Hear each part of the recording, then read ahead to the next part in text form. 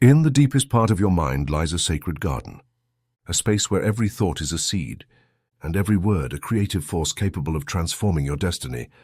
This is not just another text, it is a map to the silent power that has always lived within you, the power Joseph Murphy unveiled to the world, the eternal law of the mind, the invisible science of faith, and the secret alchemy of the spoken word, uttered with conviction.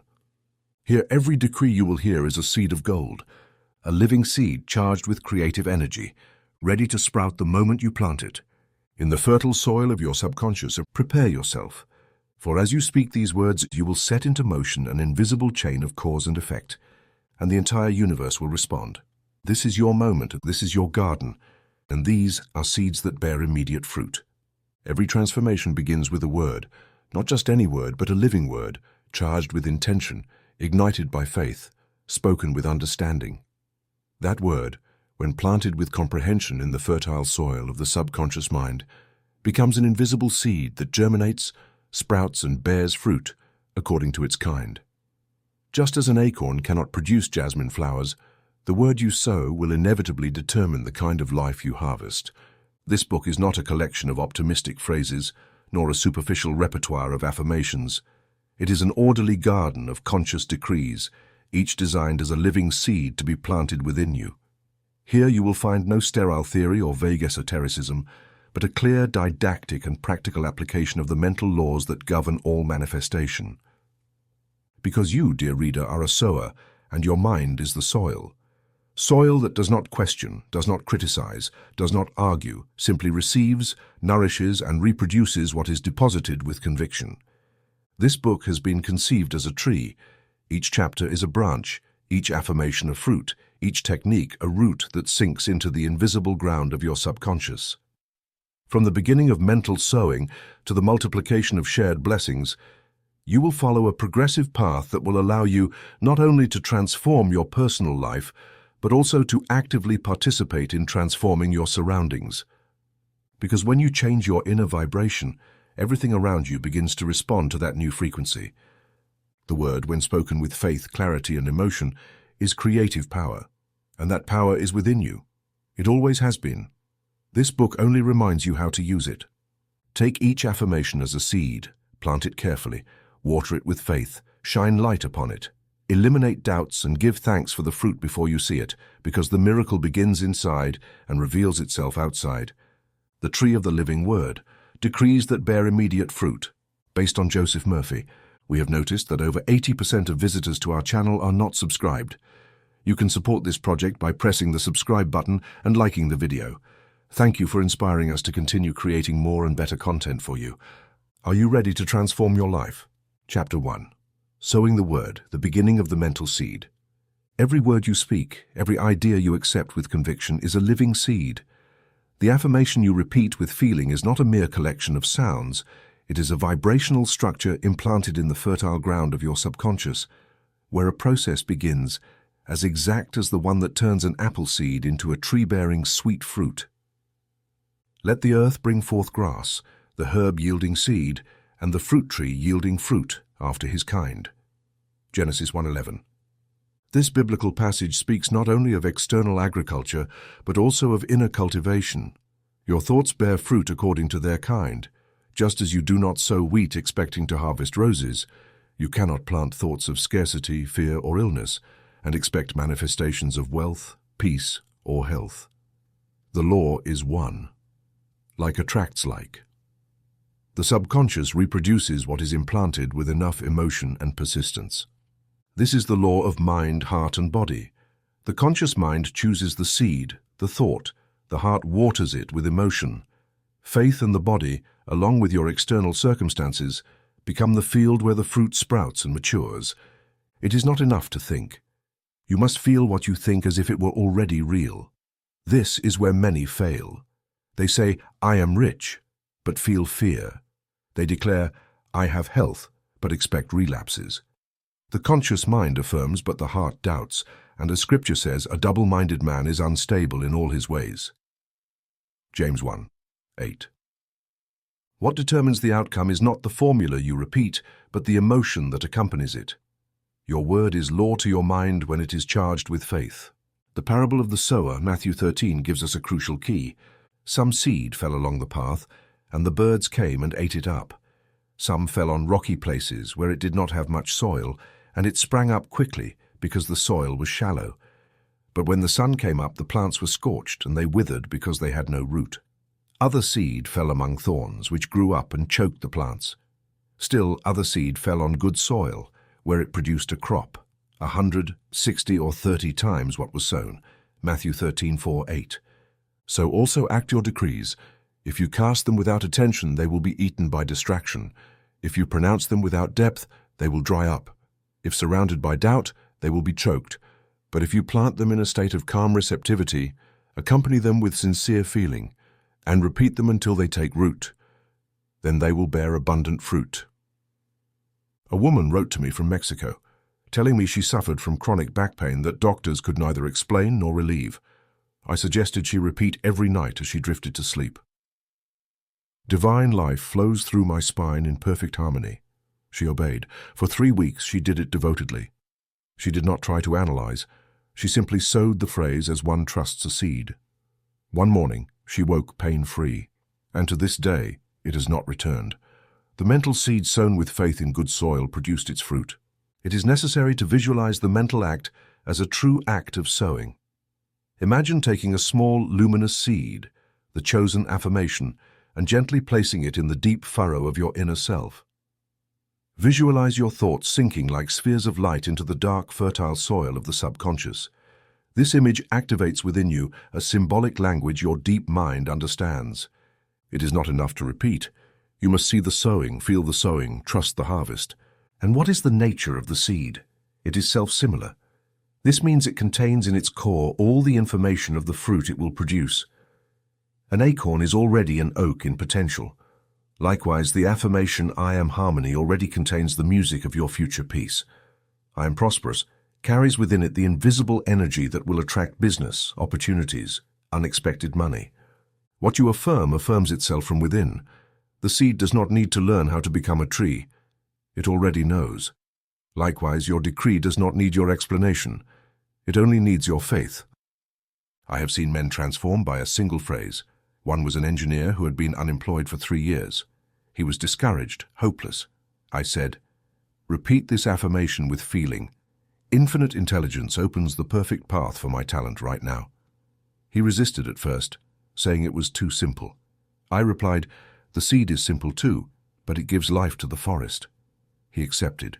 He repeated it every day, every night, feeling something moving inside him. After 2 weeks, an international company called him. They had found his resume forgotten in an old file. Today he works enthusiastically, grateful for having learned to sow the living word. Do not ignore the power of a simple phrase. The subconscious demands no complexity. It only asks for clarity, consistency, and feeling. Therefore, I choose my affirmations carefully. I do not use negative words or uncertain tenses.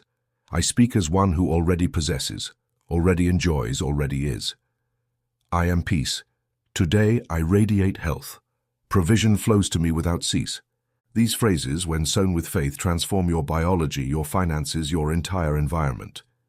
Have you sown today or just spoken at random? What thoughts are you planting inside? Remember, every word has life. Every word becomes flesh. As the Apostle John said, and the Word became flesh and dwelt among us. John 1:14.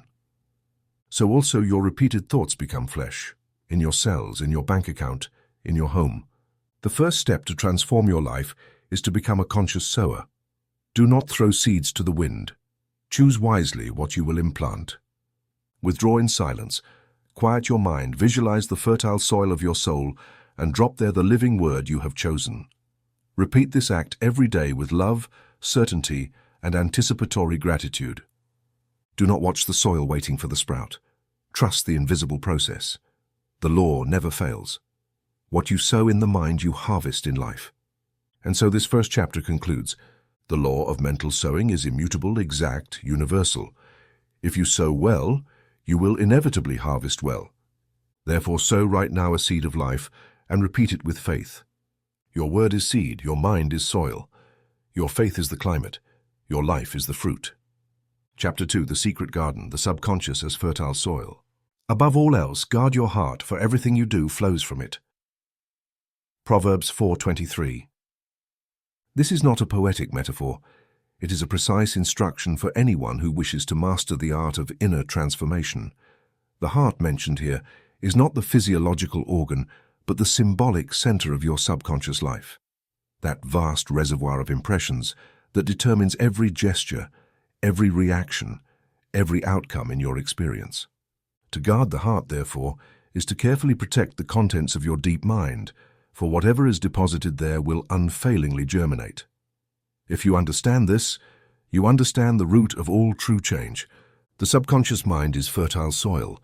It has the same properties as the dark ground where we plant seeds: receptivity, transformation, and blind obedience. It does not reason, debate, or filter. It simply accepts and reproduces what it receives with sustained emotion. This obedience is both its power and its danger. Whatever is implanted with enough intensity, be it an idea of health or of illness, of abundance or of lack, becomes a biological and environmental command. The subconscious is the secret garden where every thought becomes fruit. But this garden must be prepared before sowing. No wise farmer throws seeds onto hard ground full of stones and weeds. He first loosens the soil, removes obstacles, hydrates it, and only then deposits the chosen seed. In the same way, you must soften your inner mind through three fundamental tools: relaxation, acceptance, and silence. Relaxation of the body is the first step. When the body becomes calm, the mind opens. Tension blocks the penetration of the idea. That is why I recommend, before repeating any affirmation, that you sit in a comfortable position, close your eyes, and practice rhythmic breathing. 4-4-4. Inhale to the count of 4, hold for 4, exhale for 4. Do this for 3 or 4 cycles. Feel your body grow heavy and serene. This breathing rhythm synchronizes the brain hemispheres, slows the frequency of mental waves, and facilitates access to the subconscious. Next, cultivate acceptance. Do not try to force the idea. Do not repeat as if wrestling with reality. If you say, "I am prosperous," while bitterly staring at your empty bank account, you are sowing discord, not harmony. Speak the affirmation as one who receives a gift they know belongs to them by right. Do it with an open heart, without resistance. The deep mind easily accepts what is presented with gratitude. Finally, cultivate silence.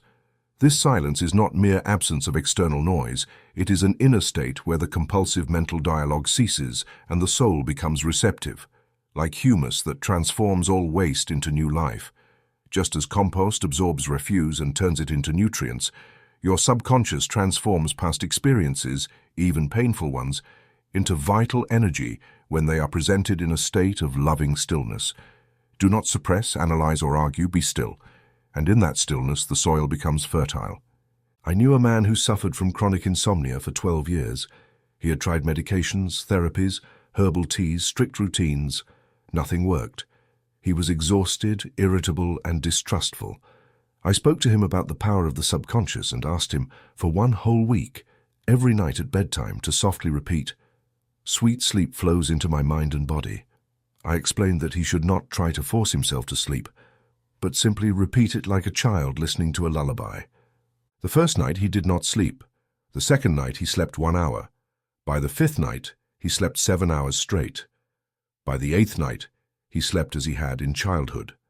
What no drug had accomplished in 12 years, a simple phrase achieved in 1 week. Why? Because it was sown in prepared soil, with faith. This proves that you do not need titanic effort or complex formulas. You need to understand the law of the secret garden. Your subconscious obeys, but it only obeys what is presented when it is open, and it opens when you enter a receptive state. You cannot sow in the storm of restless thought, but you can sow in the calm of deep silence. As you read these words, imagine your inner being as a dark, warm field. Feel that each chosen thought enters that darkness as a living seed containing within it a code of transformation. Visualize small spheres of light descending from your conscious mind into that silent soil. Say mentally, "My subconscious now accepts this seed and nourishes it with love." Feel that something has been activated. You do not need to see the plant sprout. Trust. Growth is invisible yet certain. Do you now understand why so many people repeat affirmations without results? It is like casting seeds on concrete. Their minds are tense, full of anxiety, judgment, and noise. In such a state, the subconscious either does not receive the command or receives it distorted. That is why I insist. The inner state precedes the decree. Preparing the soil is as sacred as the sowing itself. This chapter is not theory. It is a practical invitation. Tonight, go to bed as one enters a temple. Relax your body with 4-4-4 breathing. Enter silence, and from that calm, speak your chosen affirmation, only one, softly, as if singing a beloved song. Do this for 7 days, no more, and you will see the first shoots appear. Repeat with me now, slowly. My mind is fertile soil. It accepts the word of life and yields abundant fruit. Chapter 3. Watering with faith, the emotion that germinates the decree. Jesus said, if you can believe, all things are possible to him who believes. Mark 9:23. Every seed needs water. Without moisture, it remains dormant. It may be in fertile soil, sown with precision, but if it does not receive the constant dew that activates it, it will not germinate. The same is true for the mental affirmation. The idea you repeat is powerful, yes, but its power will not unfold unless it is soaked in emotion. It is faith, not abstract or merely verbal faith, but felt faith, that acts as the watering. Emotion is the moisture that awakens the seed. The most common mistake of those who practice the mental law without results is to repeat words with their mouth while their heart remains dry. They say, I am rich, but say it with fear of poverty. They say, I am healthy, but the tone of their voice betrays anxiety.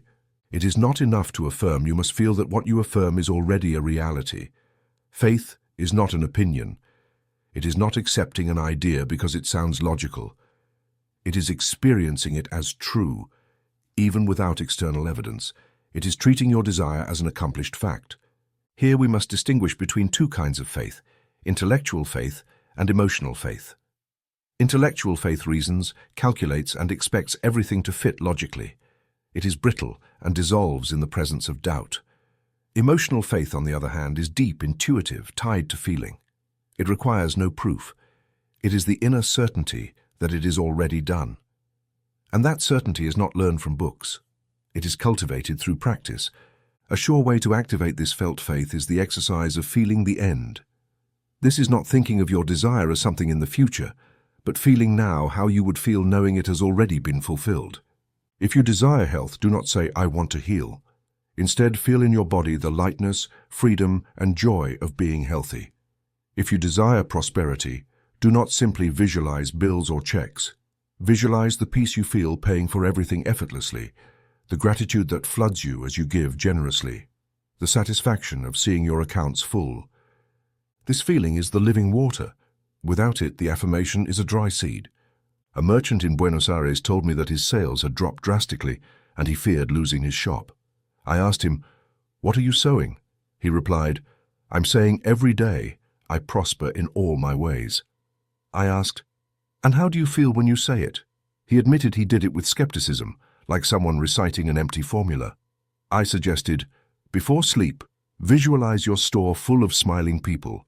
Feel your cash register ringing joyfully. Mentally hear the comments of satisfied customers. Do this 10 minutes a day, feeling it is already happening. Within 15 days, sales began to increase. In 40 days, he hired an assistant. What changed? He watered the seed with faith.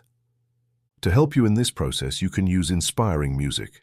Not just any music, but melodies that connect you with the feeling of fullness, elevation, and joyful certainty. Music opens emotional channels that words alone cannot reach. Choose soft, harmonious melodies that lift your spirit and make you feel what you do not yet see. While listening, repeat your affirmation. Let the music act like warm water, awakening the life within the seed. You will notice your mental images becoming clearer and your feelings deeper. But there is a warning. Emotion must be positive.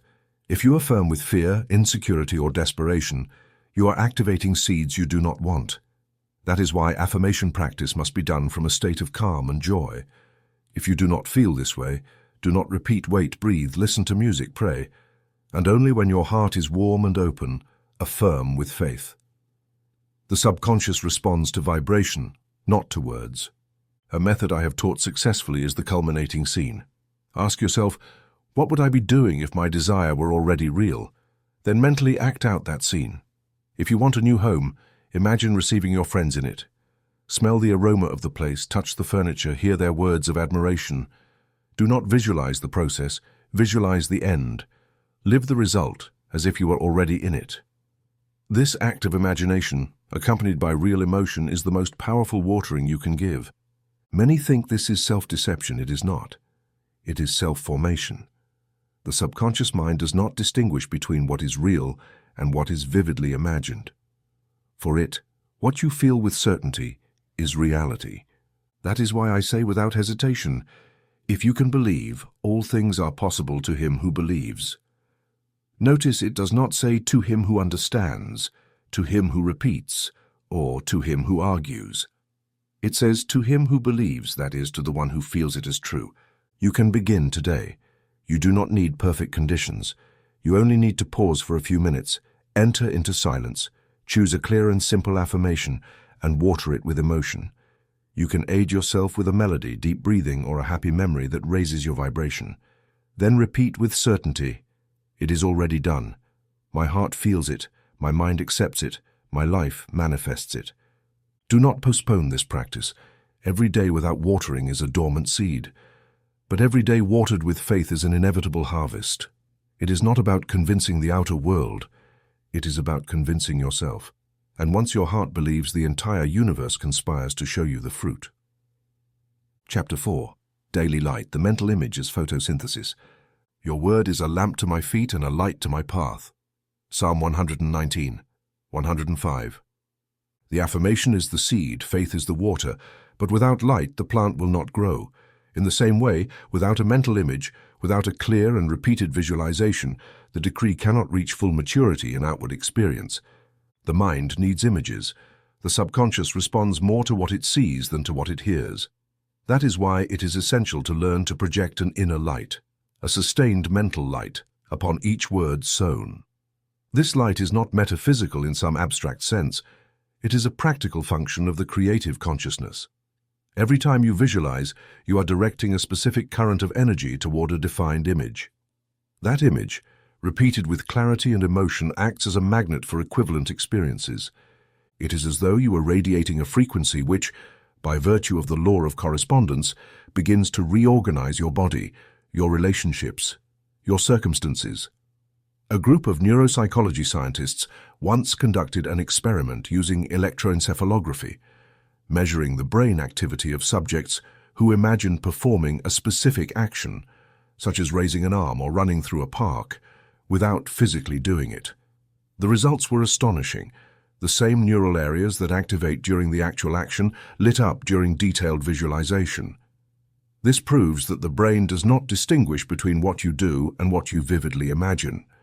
From a biological point of view, to imagine is to do.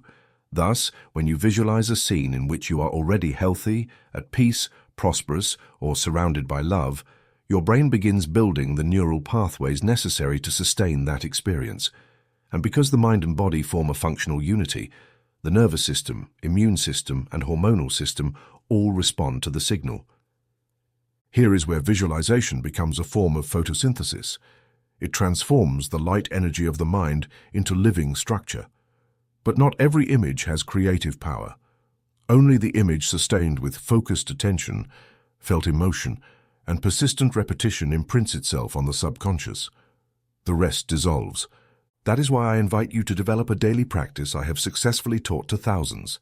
The mental movie screen technique. Close your eyes. Imagine before you a large screen as in a cinema. Empty your mind of all stray thoughts. Then project upon it the final scene of your fulfilled desire. Do not see the process. See the result. If you desire health, picture yourself walking lightly, climbing stairs with energy, smiling with vitality. If you desire abundance, see yourself signing a contract, receiving unexpected income, celebrating with loved ones. But do it in the first person, as if you were living it, not watching it. Use all your senses, see, hear, smell, feel, and most importantly, live the emotion of that moment as if it were happening now. Do this upon waking and before sleep. In these moments, The mind is in a hypnagogic state that facilitates subconscious imprinting. You need no more than 5 to 10 minutes, but well-used minutes are more transformative than hours of unfocused effort. One testimony I will never forget is from a young woman named Teresa, who suffered from a severe skin condition, chronic psoriasis, that brought her shame and isolation. She came to me in tears. I proposed a mental treatment. Every night, visualize your skin as a mantle of golden light, smooth, radiant, glowing. Imagine touching it and feeling it soft. Accompany that image with this affirmation. The divine light heals every cell of my skin right now. At first it was hard for her. Her mind was used to focusing on the symptom, but she persisted. After 3 weeks, her skin began to clear. In 3 months, she was completely healed. Her dermatologist, perplexed, asked about medication. She replied, "I only used mental light." Well, do you understand? A mental image sustained with faith is more powerful than any diagnosis. Your body responds to what you show it from within. If you flood it daily with the light of an image aligned with your desire, it will inevitably reorganize itself. But here is a warning. Just as light nourishes, shadow paralyzes. If after visualizing you begin to dwell on the opposite, feeding images of failure, illness, or lack, you cancel the effect. This is not about repressing negative thoughts, but replacing them. The mind cannot be empty. It is always projecting. Therefore, make your visualization a constant practice, a habit, part of your mental hygiene, like brushing your teeth or eating. Remember, in nature, a plant needs daily light. An occasional ray is not enough. The same applies to your mental image. Do not use it sporadically. Project it every day, with love, intention, and grateful anticipation. Just as the sun activates chlorophyll and enables blooming, your inner light activates the hidden mechanisms that produce miracles. I close this chapter by repeating the formula so many have made their own. I visualize with clarity. I feel with certainty. My image becomes my reality. Chapter 5, Fertilizer of Gratitude, Anticipated Thanksgiving. Father, I thank you that you have heard me. John 11:41. These words were not spoken after the miracle, but before it. Jesus, standing before the tomb of Lazarus, did not wait to see the resurrected body before expressing his gratitude. He thanked in advance, with the certainty that his request had already been answered. This is a mental key that transforms faith into certainty, and certainty into manifestation. Preemptive gratitude is not spiritual courtesy. It is a catalyst. It is pure fertilizer that accelerates the process of inner germination. When you express gratitude for what you have not yet seen, you are acting from the tacit knowledge that it already exists in the invisible realm. Anticipatory gratitude is neither fantasy nor empty autosuggestion. It is vibrational alignment with the reality of the harvest. You feel the good as present, and in doing so, you invite it to manifest. The emotion of gratitude not only strengthens the mental image, it energizes it, vitalizes it, and impregnates it with a frequency that makes it more attractive to both the subconscious and to the universe as a whole. Recent studies on heart rate variability have shown that the emotion of gratitude produces immediate physiological coherence. The heartbeat becomes harmonious, blood pressure balances, the immune system strengthens. In other words, the body enters an optimal state for receiving. This confirms what thousands of spiritual testimonies have already proclaimed. Giving thanks before the result not only accelerates the harvest, it prepares the biological soil to receive it. The simplest and most effective practice I teach in this chapter is the Anticipatory Gratitude Journal. This is not about giving thanks for what you already have, though that is valuable too, but for what you are planting. Every night before sleeping, take a notebook and write 5 sentences like these. Thank you because my body is healthy, strong, and full of energy. Thank you because my income is constantly increasing. Thank you because my home is full of love and understanding. Thank you because new doors open for me every day. Thank you because perfect love flows to me and through me. Do it slowly, feeling each word. Do not write mechanically. Feel the joy of what is already granted. This act is not a word game. It is a creative act. You are fertilizing the soil with the highest emotion, unconditional gratitude. A second practice that accelerates germination is the silent blessing. It consists of going through your day mentally, sending blessings of gratitude to everything you encounter. When you enter a place, say inwardly, "Thank you, because here I am received with joy." When you receive a bill, say, "Thank you, because this is already paid." When you see someone you love, think, "Thank you for their life and their light." This habit transforms your environment without anyone noticing. The mental blessing is invisible but powerful. It attracts, aligns, multiplies. A businessman facing a considerable debt decided to apply this law. Every day, for 10 consecutive days, he sat in his office, closed his eyes and repeated, "Thank you, because this debt is already paid in perfect harmony." He did not calculate how it would be paid, nor torment himself with figures. He simply gave thanks with the conviction that it was already resolved. On the 10th day, he received a call from an old client he no longer expected. They sought him out to finalize a deal that covered exactly the owed amount. The debt was cancelled. Gratitude opened the door. Do you now understand why gratitude cannot be a delayed reaction, but must be a constant attitude? The one who gives thanks in advance does not wait for life to prove something. He has already decided to trust. Giving thanks before the result turns the soul into fertile soil, nourished and ready to bear fruit. Some people have told me, "I can't give thanks for something that hasn't happened." And I reply, "It hasn't happened because you haven't given thanks." This is the paradox that only faith can resolve. It is not about lying to yourself. It is about training yourself. The subconscious needs to be educated. If every day you expose it to the feeling of gratitude, it will begin to shape your reality according to that vibration. It is inevitable the law responds with precision. In your process of mental sowing, do not forget that fertilizer is what allows the seed to feed deeply. You can have powerful affirmations, clear visualizations, well-directed emotions, but if all that lacks gratitude, growth will be slow. Gratitude is like the sun that warms the earth after the rain. It transforms potential into sprout. Make gratitude a formal practice. Create a ritual. Use soft music if you wish. Feel that you are cultivating your destiny with love. Give thanks for the visible and the invisible. Thank for what leaves and for what arrives, for what was and for what will be.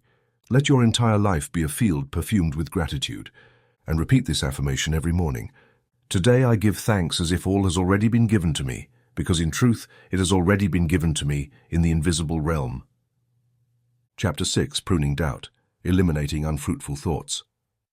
We demolish arguments and every pretension that sets itself up against the knowledge of God, and we take captive every thought to make it obedient to Christ. 2 Corinthians 10:5. The mind is a dynamic dead thing. It's not enough to plant the right word, water it with faith, illuminate it with visualization, and nourish it with gratitude. It's also necessary to watch the ground. Every garden sprouts unwanted shoots, weeds, chaff, dead branches. In the mind, these interferences take the form of secondary thoughts, doubts, fears, internal criticisms, images of failure, or automatic phrases loaded with negativity. These shoots not only compete for psychic energy, they divert it. If they are not firmly removed, they choke the good seed and frustrate the harvest. Every thought that does not point toward the image you want to manifest is an unfruitful shoot.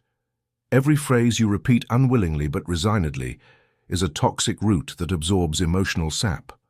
Every mental dialogue that victimizes you, every judgment that weakens you, every assumption of future disaster is, in the language of this book, mental chaff. And chaff is not debated. It's uprooted.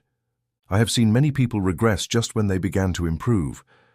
People with physical ailments who, after weeks of affirmations and visualizations, felt relief and then relapsed. Why? Because they allowed a single thought of doubt or distrust, "This cannot be so simple," to replant the old seed. The subconscious mind, as we've seen, does not filter. It accepts everything it receives intensely. If you plant, "I am health," but then worry and think, "What if it returns?" you have pruned the flower before it even blooms. The technique I offer here is simple, but requires vigilance. It is called cut and plant. It consists of observing your thoughts carefully, without judgment or drama, and whenever you detect one contrary to your purpose, you stop it mentally with a firm command like "No more. I cut this thought off. It does not belong to me." And immediately replace it with an affirmative decree. You don't leave the space empty because the mind does not tolerate emptiness. If you cut without planting, the shoot returns. For example, If you're cultivating prosperity and the thought money is never enough arises, immediately stop the phrase and plant another. Divine provision flows to me without ceasing. If you are affirming health and the idea this ailment is hereditary appears, cut it and plant, divine life flows through me now and always. Do not argue with negative thoughts. Do not try to convince them. Chop them like a gardener pruning a dry branch decisively. A man suffering from hypertension confessed to me that although he repeated health affirmations, he spent the day feeding thoughts of worry. I taught him this technique. For 3 weeks, whenever his mind generated an image of collapse or illness, he stopped, breathed and said, "I uproot all mental chaff." Then he planted an image of himself walking calmly, with balanced blood pressure and a peaceful heart. After a month, his levels stabilized without medication. It was not an inexplicable miracle. It was the natural consequence of effective pruning. It is vital that you understand doubt is not an inevitable emotion. It is a mental habit, and like all habits, it can be changed. Most people live within a pattern of doubt because that is how they were educated. They were taught to suspect, to not expect too much, to be realistic, which often means pessimistic. This programming can be replaced if you decide to prune those patterns every time they arise. Another way to identify mental shoots is to observe your everyday language. The words you use frequently reveal your inner landscape. Phrases like, "This is hard," "I don't know if I can," "It never happens to me" are indicators of active weeds. Don't condemn yourself for using them. Simply recognize that they are residues of old thoughts and then replace them with powerful phrases. There is always a way. I am capable. Life favors me. Your word not only plants but also prunes. A complementary practice that many have adopted successfully is writing down each night on a sheet the negative thoughts detected during the day. Then, next to each one, write its affirmative opposite. This exercise retrains the mind and strengthens focus. It's not about policing every thought, but living with gardening awareness. You don't let grow what you did not choose. Remember, Jesus said, "Every tree that does not bear good fruit will be cut down and thrown into the fire." In mental terms, this means every thought that does not produce harmonious results must be discarded. There is no room for indulgence with doubt. You cannot cultivate and fear at the same time. One must give way. Ingrain this affirmation inside yourself. I uproot all mental chaff. Only fertile thoughts flourish in my mind. Repeat this every morning upon waking, and each night briefly review your day. What thoughts did you plant? Which did you prune? This practice not only cleanses your mind, it trains you in the noblest art of all, the art of governing your inner field. Chapter 7, Blooming Health Decrees for the Body. I am the Lord, your healer. Exodus 15:26. Health is not a privilege for the few. It is a universal law written in every cell of the body. The same intelligence that created your organs maintains, repairs, and can renew them. This intelligence does not reside somewhere abstract in the universe. It is within you, active, available, waiting for a coherent command. That command is transmitted through focused thought, affirmative words, and sustained visualization. Just as a mental seed bears fruit in the environment, so it does in the body. The blooming of health is the flourishing of a consciousness aligned with life. You are not made for illness. You are designed to express fullness, energy, and harmony. Every ailment, chronic or acute, is not punishment or fate, but a thought imbalance. Most physical symptoms have mental or emotional roots: repressed anger, prolonged sadness, unconscious guilt, daily fear. All of these translate sooner or later into cellular disturbances. That is why treating the body alone is not enough. You must treat the cause, and the cause lies in the mind. One principle you must deeply engrave is this: divine life flows through every cell of my body. Now, this affirmation, repeated with understanding and faith, has real physiological effects. It activates brain areas linked to healing, improves circulation, regulates blood pressure, and strengthens the immune system. But its power is not just in repetition, it's in the feeling. Every time you say it, imagine your blood as a river of light flowing through you, carrying health to every part. A woman diagnosed with severe arthritis in both knees wrote to me in desperation. Doctors offered only painkillers and surgery. I suggested a specific affirmation. Perfect intelligence rebuilds my joints. Movement is fluid and pain-free. I asked her to repeat it 3 times daily, accompanied by visualization, imagining an emerald green light wrapping her knees, penetrating bones, relaxing muscles.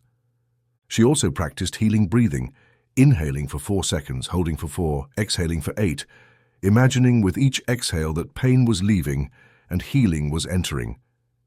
In 6 weeks, the pain disappeared completely. The rheumatologist could not explain it. She had planted health in her subconscious and watered it with faith. Here is a basic guide of specific decrees for each organ system. These are not magic formulas, but mental keys. Repeat them slowly, lovingly, with deep conviction. Accompany them with visualization and breathing. Do not try to heal yourself. Affirm health as already present. Nervous system. My nervous system is in perfect balance. Divine peace regulates every impulse. Heart and circulation. My heart beats strong and with perfect rhythm. Every cell receives abundant life. Lungs. The breath of life fills my lungs. I breathe freely and joyfully. Digestive system. My digestion is harmonious. Every organ performs its function with perfect precision. Liver and pancreas. My liver is a perfect laboratory. My pancreas secretes everything needed in harmony. Kidneys and bladder. My kidneys filter efficiently. Everything flows in divine order. Skeletal and muscular system. My bones are strong. My muscles are agile. I move with grace and vigor. Skin. My skin radiates health and beauty. It is the outward expression of my inner harmony. Immune system. My defense system is intelligent and active. Divine life completely protects me. Vision and hearing. I see clearly. I listen attentively. My perception is sharp and clean. Once you have chosen your decree, accompany it with visualization of emerald green light, the universal symbol of healing.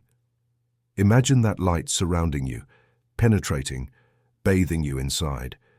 You don't need to see details. Just feel that something higher is adjusting you, like a gardener pruning the dry and strengthening the living. Healing breath supports this process. Remember, 4 seconds inhale, 4 hold, 8 exhale. With each cycle, feel the air as medicine. With each exhale, release waste. With each inhale, receive vitality. Do this for 5 minutes upon waking and before sleeping. Some ask me, can I use these affirmations if I'm under medical treatment? My answer is yes, and you should. You are not replacing medicine. You are activating your inner power to cooperate with it. In fact, doctors who use scientific prayer have observed better results when their patients maintain a positive mental attitude. Mind and body are not separate. They are an integrated system. What you think influences what you feel, and what you feel changes what happens in your body. Your health is not in others' hands. It is in your consciousness. Every word you speak with faith, every image you hold with love, every breath you take with intention is a direct command to your biology. Don't wait to be sick to practice this. Start now. Let your body be a garden, not a battlefield. Let your mind be a temple, not a hospital. Repeat after me. My body blooms with health. Divine life flows through me. I am the living expression of perfect harmony. Chapter 8. Fruits of Abundance, Prosperity Decrees. Remember the Lord your God, for it is He who gives you the power to produce wealth. Deuteronomy 8:18. Abundance is neither chance nor a privilege reserved for a few, nor is it solely the effect of external circumstances. It is a law, and like all laws, it responds to universal principles. Just as seed, light, water, and fertilizer guarantee the flowering of a plant, a conscious mind directed by decree, aligned emotion, and sustained visualization guarantee the external expression of prosperity. No matter your current situation, no matter what you have or don't have now, if you cultivate a consciousness of wealth, the material fruit will naturally appear. The first truth you must understand, not just intellectually but feel as your own, is that the source of wealth is not outside you. It is not in your boss, nor the government, nor the world economy, nor even your current job.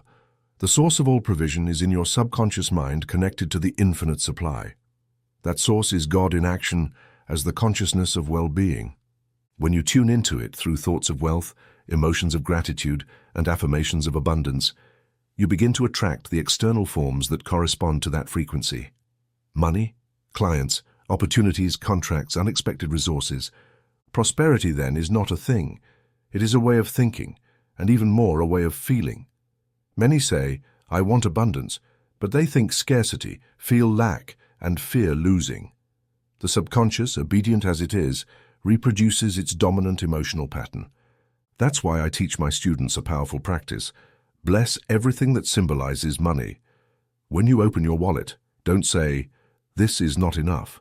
Say, "Thank you, God, infinite supplier, because this money multiplies and blesses everyone who touches it." That blessing changes the frequency, and what is blessed grows. An Argentine businesswoman applied this principle devoutly. Every bill she received, she touched with both hands and mentally said, "You are a seed of infinite good. Multiply and return multiplied." She also created mental checks, small papers on which she wrote desired amounts signed with the phrase, "God supplies infinitely." She placed them on her desk, in her planner, on her mirror. She didn't read them as if begging. She contemplated them as if waiting for a ripe fruit. In 3 months her income doubled, not by magic, but because her vibration had changed. Her faith became a magnet. The law of circulation responded, "This law of circulation is fundamental.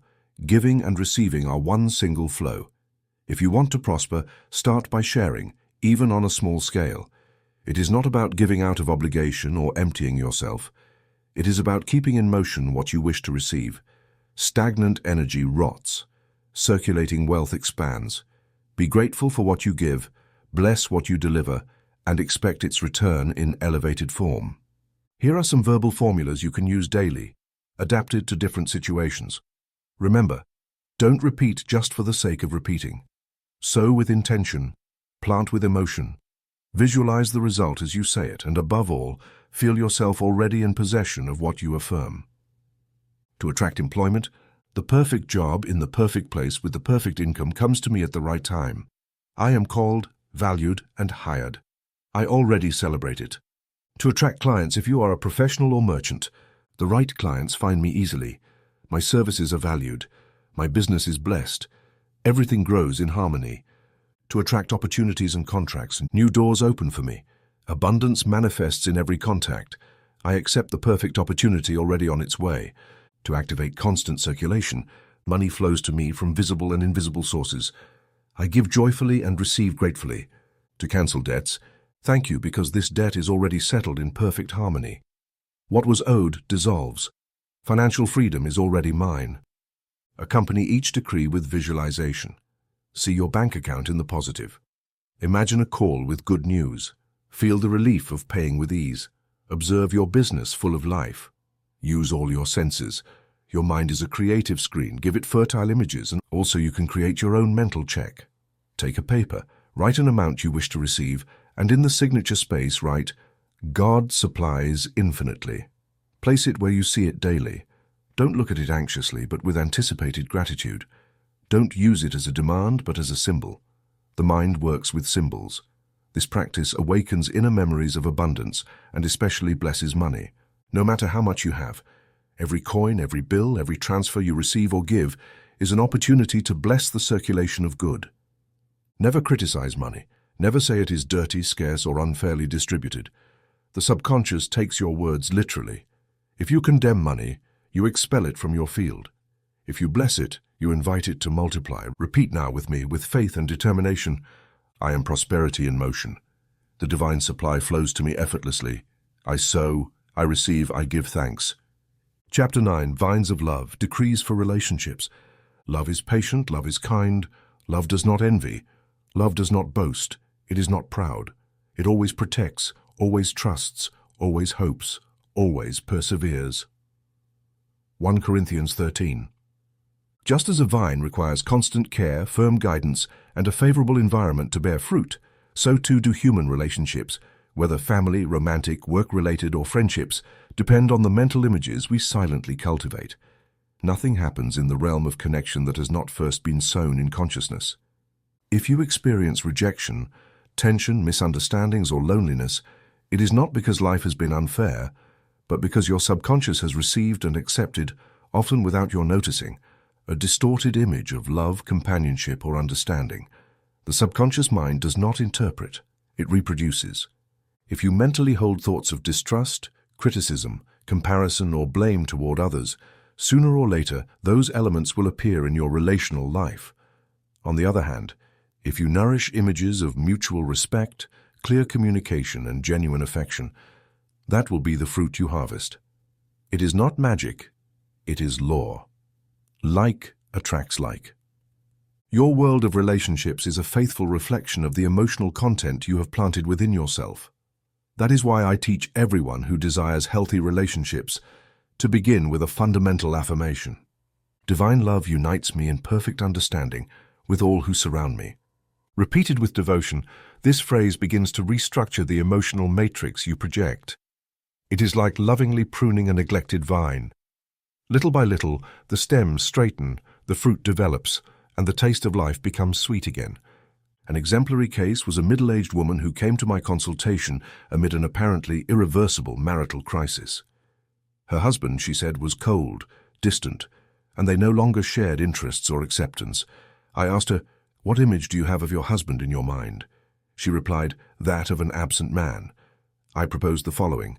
For 21 days, without speaking of the matter to him, silently repeat, "Divine love unites us in perfect understanding." Briefly visualize a scene where you both look at each other with respect, listen, and smile. She did so, not without doubts at first, but with growing hope. After 3 weeks, her husband invited her to dinner on his own initiative and said, "I feel we are closer, though I don't know why." She knew. She had changed her internal image. Affirmations to attract or improve relationships should be simple but powerful. Here are some according to different needs.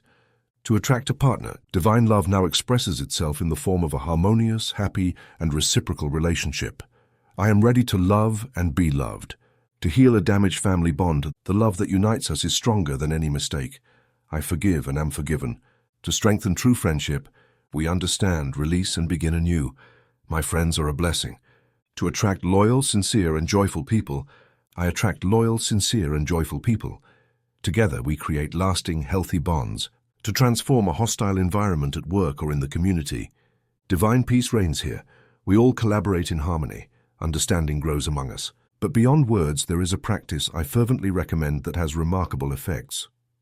The silent blessing consists of mentally blessing every person you meet, known or unknown. You don't need to speak aloud, simply direct an intention such as, "I bless you with love, may good surround you, may peace embrace you." This practice transforms your vibratory field, eliminates automatic judgments, and creates an aura of receptivity that others sense, even if they don't know why. If each day you mentally bless 10 people, the bus driver, the distant colleague, the difficult relative, the indifferent neighbor, you would plant 100 seeds of peace in a week. And the law is this: what you sow in others returns to you multiplied. Whoever cultivates love in their mind receives love in unexpected ways, not always from where you expect, but always in the right measure. Do not forget that the greatest obstacle to healthy relationships is the memory of hurt. Many keep repeating, "They hurt me, betrayed me, abandoned me." Unknowingly, they entangle themselves in a sick life. The key is this: do not deny what happened, but release the image. Stop projecting the wound as prophecy. Instead, affirm, "I no longer judge, I no longer repeat the pain. Love guides and surrounds me." The subconscious, receiving this new image, begins to dissolve the residues of the past. And if you are alone and desire companionship, do not ask from need. Ask from fullness. Declare, "I am complete, and from this fullness I share my love with another complete being." Remember that lack attracts more lack. Inner abundance attracts reciprocity. The vine grows every day. It does not require grand gestures, but constant care. Each affirmation is a drop of tenderness. Each mental blessing is a ray of sunshine. Each inner forgiveness is a liberating pruning. And every image of harmony you hold is a flower that announces sweet fruit. Repeat with me with an open heart. Divine love flows in me, through me, and around me. My relationships flourish in understanding, respect, and joy. Chapter 10, Tree of Peace, Decrees for Mental Harmony. And the peace of God, which surpasses all understanding, will guard your hearts and your minds in Christ Jesus. Philippians 4:7.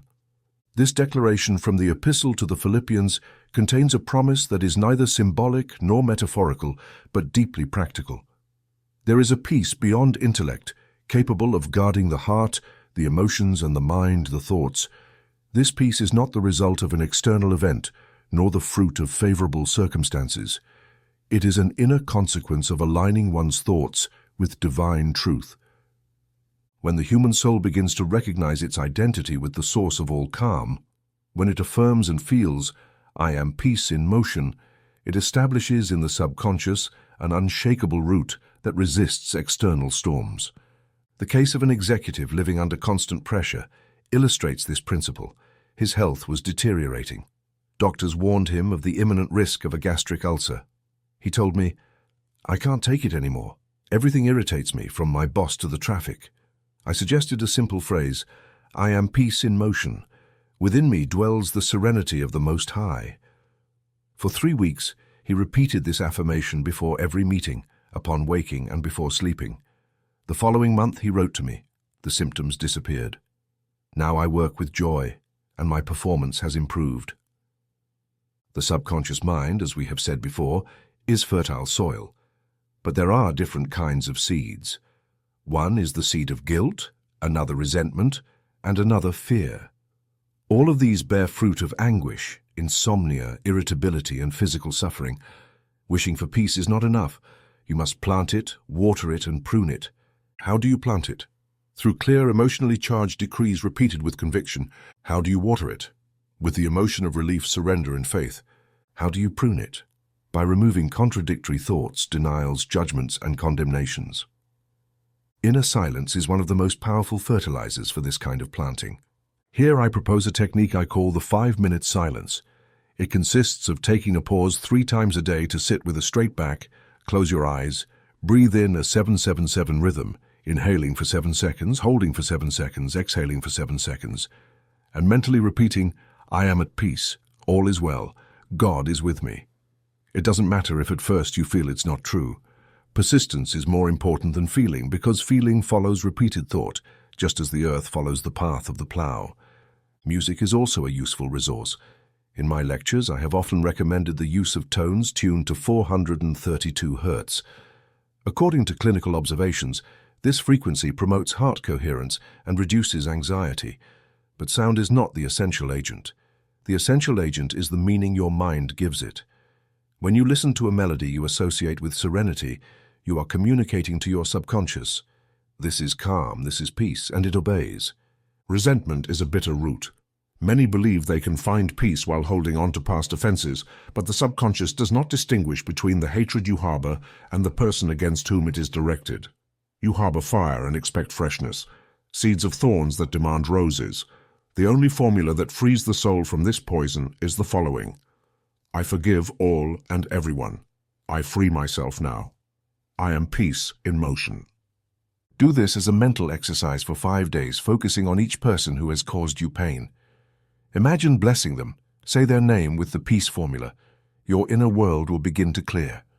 Anxiety, on the other hand, is the result of living imaginatively in an undesired future. It is a way of visualizing what you fear and feeling it as real, but you can use the same mechanism for the opposite. Visualize, for example, walking on a tree-lined path, your mind clear, the air clean. Visualize it and repeat. I walk in peace. I breathe peace. I think in peace. The mind accepts the images and the body transforms them into chemistry. This is not about denying external reality. It is about affirming that there is a higher, more powerful, more stable reality, and that is the inner reality. When you say, I am peace in motion, you are informing your subconscious that no matter the environment, the news, or the tension of others, you choose to vibrate in calm.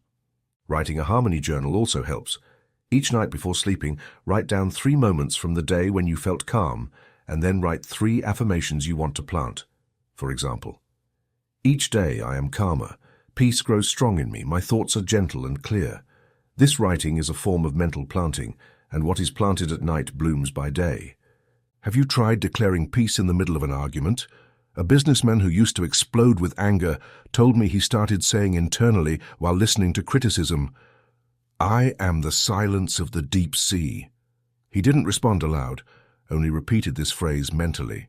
Within weeks, his character changed, and so did the way others treated him. Because mental peace is not passivity, it is power. It is the authority that comes from equanimity. You don't have to wait to be in a monastery to have peace. You can be in the middle of traffic, with pending obligations, with financial difficulties, and still affirm, within me reigns a calm that nothing can disturb. That affirmation, spoken firmly, begins to build an invisible sanctuary within you. In summary, Peace is not the absence of noise, but the presence of a center. And that center is built with clear decrees, rhythmic breathing, harmonizing music, and above all, the daily decision to think well, bless all, and release what does not build. Now repeat with me. I am peace in motion. Divine harmony governs my mind. The calm of infinity flows through me. My thoughts are serene, clear, firm. Nothing external can disturb the center I dwell in. I am the temple of peace. Amen. Chapter 11, Path of Service, Decrees for Purpose and Vocation. You are the light of the world. Let your light shine before others, so that they may see your good works and glorify your Father, who is in heaven. Matthew 5:14, 16. This biblical statement, when understood from the perspective of mental law, clearly illuminates a central truth. You were not born to hide your light, nor to minimize your gift, nor simply to survive in a meaningless routine. You were born to serve, and your service is your manifested vocation. Wherever your joy meets the needs of the world, there your purpose blooms. It is not enough to prosper for yourself. The soul expands when what you produce nourishes many. Just as a tree does not eat its own fruit, your talent was not given for narcissistic contemplation. It has been entrusted to you as a channel. You are a custodian, not the owner. Talent that does not serve withers, but what flows multiplies. This is a profound, unavoidable law. When you decide to affirm that your gift is useful, that your energy serves the good, you begin to tune into a higher dimension of life, that of purpose. A young woman wrote to me saying she had worked for years in jobs that felt empty. She said, "I have skills, but I don't know where to put them." I suggested a decree. My talent serves the world and prospers.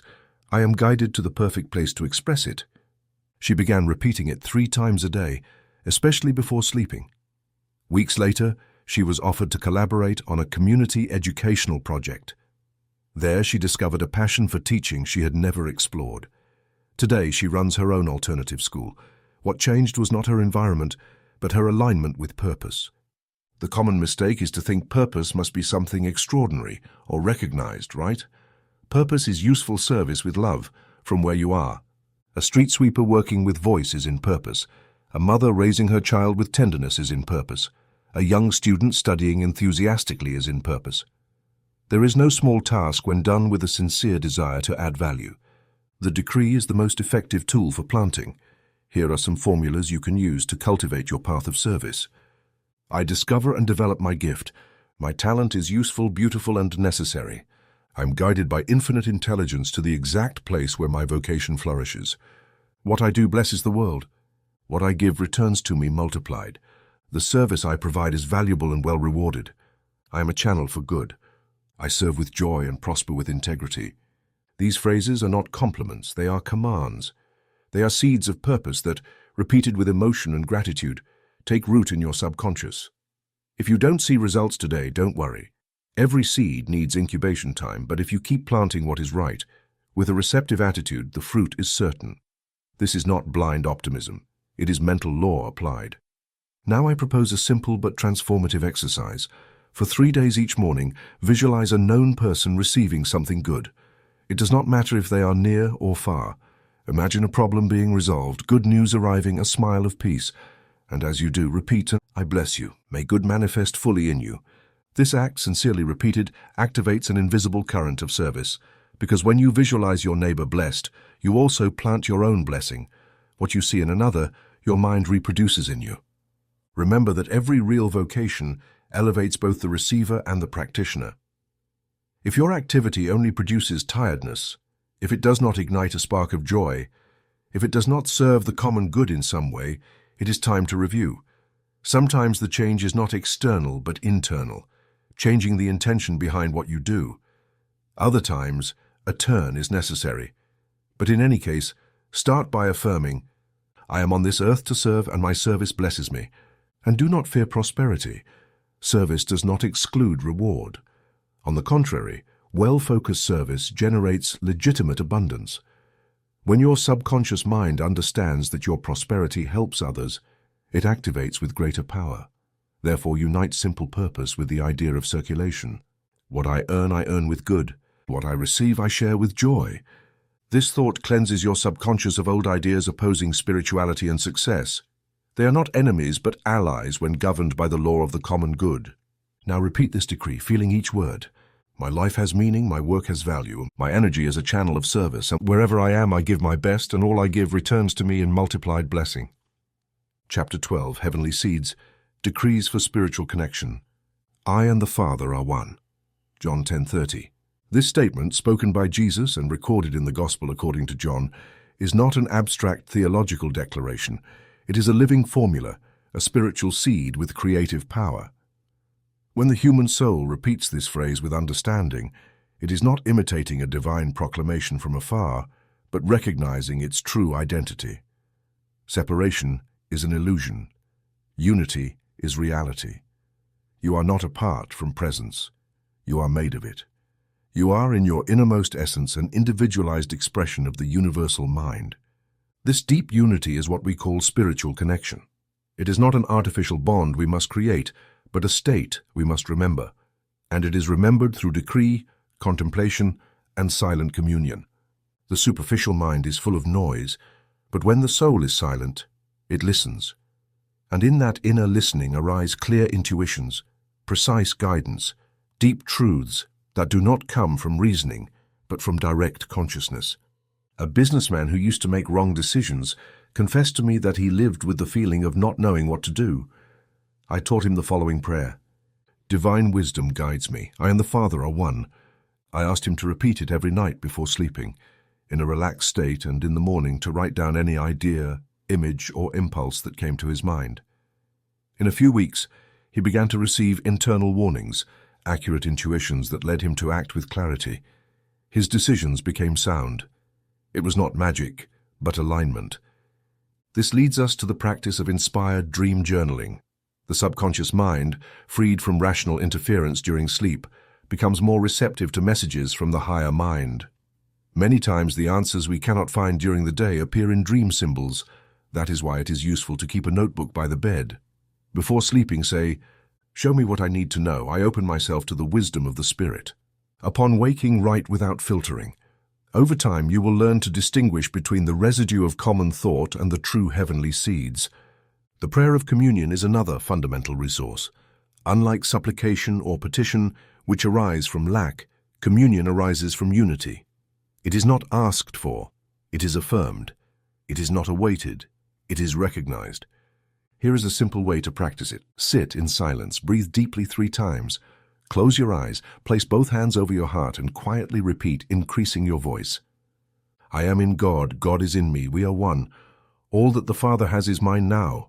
All wisdom, all peace, all strength. I join the source, I join the all. I lack nothing. All is given to me. I and the Father are one, now and always. Remain in silence for a few minutes. Don't think, just be. That presence you feel is not fantasy. It is your real nature. The more you practice this communion, the more natural it becomes.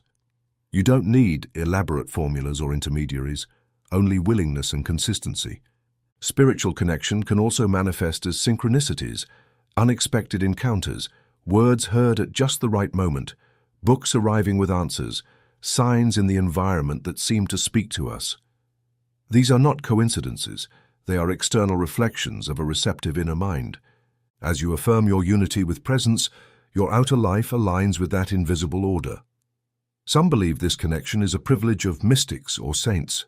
It is not. It is a natural faculty of the human being, like the ability to breathe or imagine. It has only been forgotten, unused, denied by a materialistic culture, but you can restore it. And you do so by sowing phrases of unity, meditating with contemplation, illuminating with presence. Here are some decrees to strengthen this spiritual sowing. God thinks through me, as I am united to the source of all good. There is no separation. Divine peace envelops me. I am the light of the Most High. My inner being guides me with certainty. There is no confusion in me. I and the Father are one. This is my eternal truth. These decrees do not make you arrogant, they make you clear-minded. The ego wants to be special, the soul wants to be one.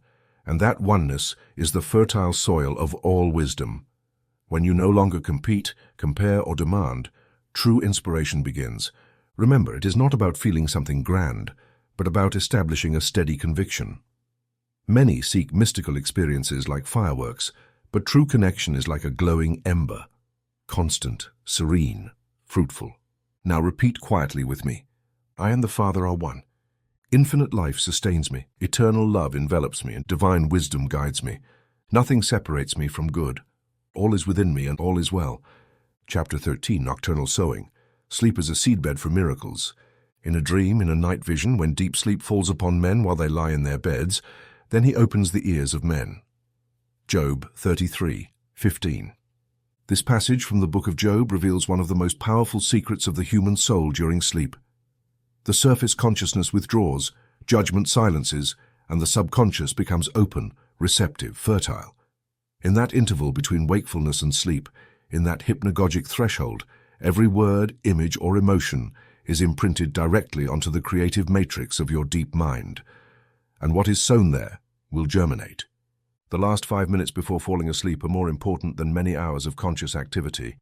As the body relaxes and the rational mind dissolves into the mists of rest, the subconscious takes the final impression as a model for action. If you fall asleep anxious, you will cultivate distress. If you fall asleep grateful, you will harvest blessings. If you fall asleep reviewing your lack, you will attract more scarcity. If you fall asleep affirming good, that good will become flesh upon waking. A young student told me she used to feel incapable of retaining lessons. She struggled to memorize, froze during exams, and feared failure. I taught her the technique of nocturnal sowing. Every night before sleeping, she mentally reviewed the key points of the subject, as if she already knew everything. Then she affirmed, "My mind is clear. I retain with ease. I answer with certainty." She repeated these phrases in a relaxed state, already feeling success. In the next exam, her performance was excellent. It wasn't that her intellect suddenly improved, but her subconscious stopped sabotaging her. She had reprogrammed the route. To practice nocturnal sowing, you don't need complex rituals. You only need consistency and awareness. Here is the method step by step. Relax completely. Sit or lie down with your back straight. Breathe gently for 2 or 3 minutes. You can use the 4-4-8 breathing. Inhale for 4, hold for 4, exhale for 8. Make a grateful review. Mentally go over your day and thank one by one for the positive events. For small things, a smile, a meal, a kind word. Where you find nothing good, thank for the lesson or growth. This gratitude clears the mental field. Affirm the desired as already fulfilled. Use brief phrases loaded with emotion. Examples: tomorrow will be a perfect day. My body regenerates as I sleep. I receive brilliant ideas upon waking. I'm guided, protected, and blessed. Repeat each phrase at least 10 times silently, feeling its truth as real. Don't do it like a lifeless prayer. Do it like sowing seeds on fertile ground. Visualize clearly. Imagine a scene of triumph, well-being, or solution. You don't need all the details. Just feel the outcome. If you want prosperity, imagine opening your bank account and smiling. If health, imagine moving with energy. If peace, imagine breathing with your heart and soul. Listen to gentle suggestion audios. You can record your own voice with positive affirmations in a calm tone and play them softly as you fall asleep. You can also use 432 Hz music with integrated phrases. Auditory repetition during sleep deepens subconscious anchoring. Trust and sleep. Don't force sleep. Simply let yourself go with the conviction that the seed has already been planted. The subconscious, like a good gardener, will take care of the rest. It is essential to understand that this practice is not an emotional band-aid, but an act of conscious programming. Just as a farmer chooses which seed to plant, you can choose which thought to enter rest with. And every night, by repeating this practice, you will be retraining your mind to vibrate in harmony with good. Some ask, what if I fall asleep before finishing the affirmations? Don't worry, the last impression is what matters. Even 2 or 3 minutes of focused visualization can transform the whole night. The subconscious doesn't need long exposures. It needs vivid emotions and firm convictions. I've met people who healed illnesses, resolved family conflicts, found jobs, and attained deep inner peace simply by consistently using this technique. Because sleep is a door, and you decide which key to open it with. If you enter sleep surrendering to chaos, you will gather confusion. If you enter sowing light, you will wake with the fruits of clarity. Repeat now in your heart, my night is a seed of miracles. While I sleep, good works in me. My subconscious receives light, health, and wisdom. I awaken renewed, guided, and at peace. Chapter 14, Continuous Harvest, a habit of lasting results. Let us not become weary in doing good, for at the proper time we will reap a harvest if we do not give up. Galatians 6:9. Every farmer knows that it is not enough to plant once, water once, prune once, and expect fruit forever. The harvest is the result of a sustained cycle, a daily practice, a silent perseverance that, with patience and faith, transforms the seed into fruit. The same happens with the mind. The mental law responds unfailingly, but demands continuity. It does not respond to fleeting emotion or intermittent enthusiasm, but to repeated conviction. This is the essence of continuous harvest, returning to habit consciousness. Many start excited but quit at the first difficulty. They become impatient when they don't see immediate results. They change affirmations, techniques, or teachers like someone pulling out a plant every week to see if it has roots yet. But the law is clear. We will reap in due time if we do not give up. And that time is internal, not external. It is the moment when the subconscious mind accepts the planted image without resistance. When belief is total, the result is inevitable. The integration of all previous steps happens when you no longer need to remind yourself what to do. You do it naturally. That naturalness is the sign that your mind has changed its pattern. Just as at first you must think about every movement when learning to drive, but later drive with ease, the same occurs with mental planting. What at first requires effort, then becomes reflex. The complete cycle can be summarized in 5 daily movements. Planting, initial thought, conscious affirmation upon waking. Watering, felt emotion, gratitude, and enthusiasm throughout the day. Light, visualization of clear, vivid mental images of the fulfilled desire. Pruning, correction, active elimination of negative or contradictory thoughts. Harvest, observation, detection of results, gratitude, and positive reinforcement. This cycle can be applied to any area: health, money, love, purpose, inner peace. The important thing is to maintain regularity. That's why I recommend using a simple and effective tracking chart. Take a sheet or notebook and create 5 columns: affirmation, visualization, felt emotion, mental obstacle, observed result.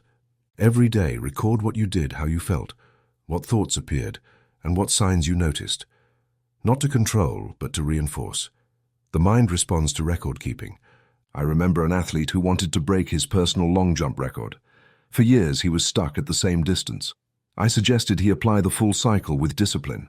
Every morning he repeated, "My body flies with precision. I break my record with joy and confidence." He visualized the perfect jump, felt the emotion of triumph, and corrected every doubtful thought. For 12 months he never missed this ritual. The following year he broke the national record. It wasn't by chance or a change in his physical training. It was because his mind no longer held limits. His subconscious had accepted a new image of himself. Repetition without emotion doesn't work, but felt, constant, sustained repetition transforms life. Just as water falling on a stone doesn't break it by force, but by persistence, so firm thought pierces the layers of the subconscious. You don't need to change the external world. You need to persist in your inner world until it reflects outward. To strengthen this practice, I recommend establishing a weekly gratitude ritual. Each Sunday, for example, you can sit with your notebook and write 10 things you are thankful for from the week. It doesn't matter if they are big or small. Be grateful for what you received, what you learned, even for what challenged you. Then write, "Thank you," because next week will be even more blessed. This simple act closes the cycle and prepares the new planting. Repeat now with me. Every day I plant well. Every day I water with faith. Every day I illuminate my mind, and every day I correct my thoughts, and every day I harvest blessings. My habit is my temple, my perseverance is my victory. I persist, and my harvest is sure. Chapter 15, Legacy of the Inner Nursery, Multiplying the Blessing. The kingdom of heaven is like a mustard seed, which a man took and planted in his field. Though it is the smallest of all seeds, yet when it grows, it is the largest of garden plants and becomes a tree, so that the birds come and perch in its branches. Matthew 13:31-32. This parable holds the final and supreme principle of spiritual work with the Word. A single affirmation planted with faith can grow into a tree whose branches give shade and shelter to others. Such is the decree sown in the subconscious, small at first, silent, invisible. But if faithfully cultivated, it becomes a living force, an expanding blessing, a refuge for many souls. After walking this path of inner planting, after affirming health, abundance, peace, love, and spiritual connection, a closed responsibility arises. To share, not as imposition, nor as fanatic preaching, but as natural radiance. Whoever has tasted the fruit knows they cannot keep it only for themselves. What is blessed grows, what is shared multiplies, and what is taught becomes rooted. That is why I now invite you to create your own collective inner nursery. You have learned to plant within yourself, now you can plant in others. It is not about convincing, it is about offering. Every time you share an affirmation with someone who suffers, you are planting hope. Every time you teach a child to say, "I am intelligent and loved," you are planting the future. Every time you silently bless your neighbor, you are planting light. The challenge I propose is simple but powerful. For the next 90 days, share this knowledge with at least 3 people. Don't try to convey everything, just one affirmation that has transformed your life. Tell them how you used it, what results you saw, how it persists. That verbal seed may be the start of their blossoming. I have met people who changed entire communities simply by teaching others to repeat phrases like, "God is my constant provision," or "My body expresses perfect health." A rural teacher, after reading this method, began guiding her students each morning with a brief collective affirmation. Today, we learn with joy and love. The school atmosphere changed. The children began improving their behavior. What happened? A living idea was planted, and that idea bore its kind. You can also organize a collective prayer circle, in person or virtual. Gather weekly for 15 minutes. Each person brings an intention. Everyone affirms for everyone. There are no hierarchies, only living words sown in unity. These circles generate fields of coherence that transcend time and space. A group of 10 focused people can bless continents, because the mind has no borders, and the word, when spoken with love, passes through invisible walls. To seal this stage, I propose a symbolic action. Plant a physical tree. Do it alone or accompanied. Name it. Dedicate it to your new mental life. Every time you see it grow, remember that you too have taken deep roots, that your affirmations have sprouted, that your consciousness is now fertile ground. This tree will be your visible testimony of invisible work. And when the time comes to face difficulties, because life is not a garden without seasons, remember, you have already learned to plant, water, illuminate, prune, and harvest. The mental law does not fail. What you have sown with faith and perseverance remains. Let us conclude with a vision.